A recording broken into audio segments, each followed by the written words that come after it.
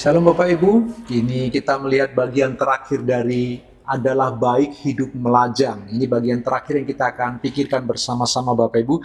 Kemarin kita sudah belajar bahwa malaikat itu melajang, Paulus melajang, Tuhan Yesus juga melajang, kita nanti di surga juga di langit baru dan bumi baru kita melajang karena hanya ada satu perkawinan, yaitu perkawinan anak domba Allah Bapak Ibu yang dikasihi Tuhan. Jadi firman Allah positif tentang orang yang melajang. Nah, kalau kita melihat bagian terakhir ini dalam ayat 26, 28, 32, Bapak Ibu 1 Korintus pasal yang ke-7, kita diberitahu orang yang melajang itu terhindar dari timpaan kesusahan badani. Ya, orang yang melajang tidak harus mengalami kesusahan badani seperti yang dialami oleh mereka yang menikah.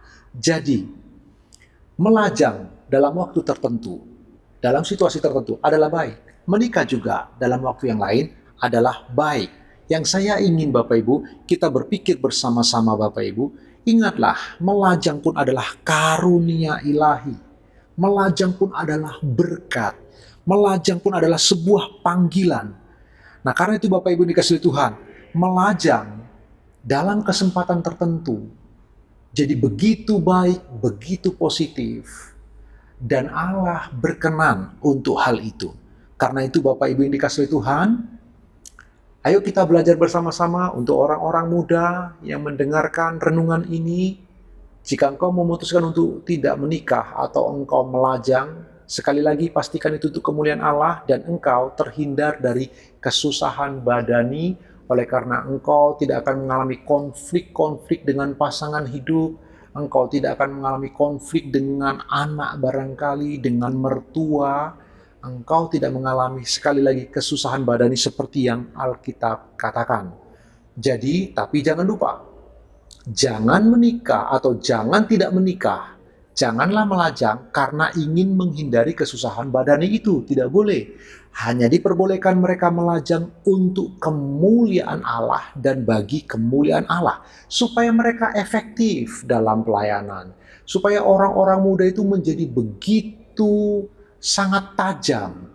Mereka akurat dan sungguh indah dalam pelayanan karena mereka tidak dibebani oleh pikiran-pikiran akan pasangan mereka.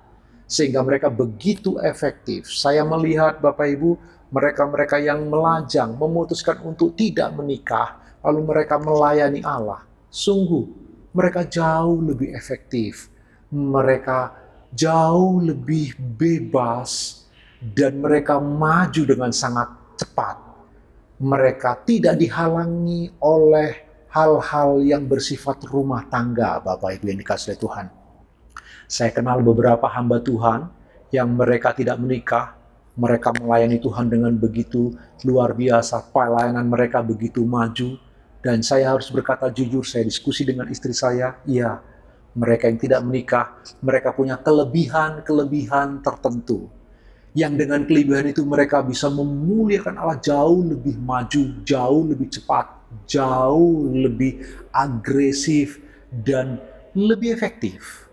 Karena itu buat orang-orang muda, pikirkanlah, jika engkau menikah, pikirkan dengan matang-matang dan dalam ketenangan yang alkitabiah. Jika engkau memutuskan untuk tidak menikah, pikirkan dengan matang dan ketenangan alkitabiah hanya untuk kemuliaan Allah saja. Jadi kalau engkau menikah, menikahlah untuk kemuliaan Allah. Kalau engkau melajang, melajanglah untuk kemuliaan Allah. Karena keduanya dipandang positif oleh firman Allah. Keduanya dipandang baik. Mungkin orang dunia memandang melajang itu tidak baik. Mungkin orang dunia menilai melajang itu hidup sendiri dianggap negatif. Tetapi firman Allah tidak memandang negatif. Firman Allah memandang kelajangan sesuatu yang baik. Sesuatu yang secara ideal moral Allah tidaklah bertentangan. Mari kita merenungkan kebenaran firman Tuhan sepanjang hari ini Bapak Ibu. Tuhan Yesus memberkati, selamat beraktivitas.